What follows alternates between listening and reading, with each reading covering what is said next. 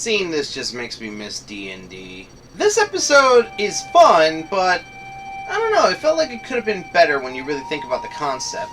So the episode pretty much begins with the main six heading out to a friendship, thing in Yakistan. I don't remember what it was called. And Fluttershy suggests that Discord hangs out with Big Mac and Spike because they're going to be doing their boys-only night since the main six are going to be gone. When Discord goes to hang out with them, pretty much he learns that they're going to be playing a D&D game, which I forgot what the pony equivalent is called. And basically, Discord is not enjoying himself at the D&D game. So he drags them to something that he would enjoy.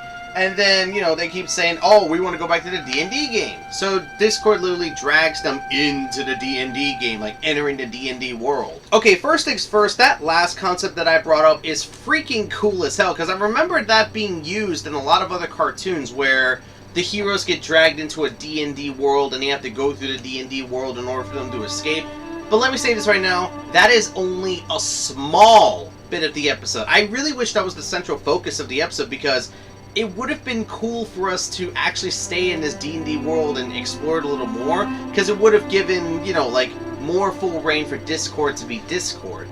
But the way that the episode is structured is not really about Discord being allowed to be Discord, but Discord learning to be a little more open-minded and humble to those that invite him, or at least try to be, nice to him in some cases. Because you have Big Mac and Spike, who literally usually do this by themselves, invite Discord because they know that he doesn't have a lot to do, so that he wouldn't feel alone, and so that he would actually have something to do.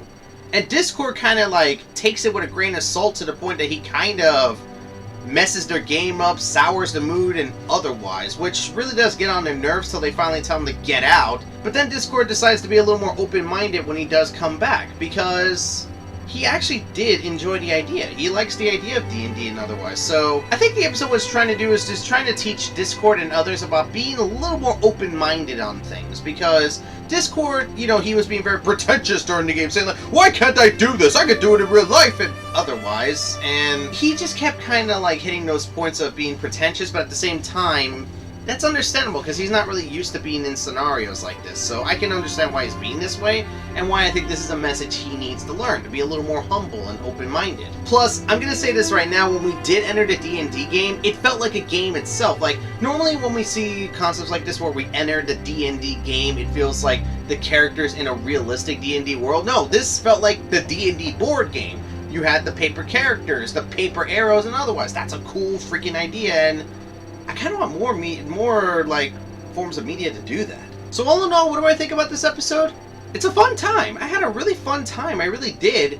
The only personal gripe that I have is that I wish we spent more time in the D&D world. That would have been fun, and that would have allowed Discord to be more Discord. But that's not the whole point of the episode. The whole point of the episode is more Discord trying to be more open-minded and humble with who he is, especially since he was invited, and because Big Mac and Spike wanted to make sure that he actually had something to do and he wasn't bored or left alone. So, all in all, yeah, I had fun with this episode. And that's my speed impressions on Dungeons and Discords.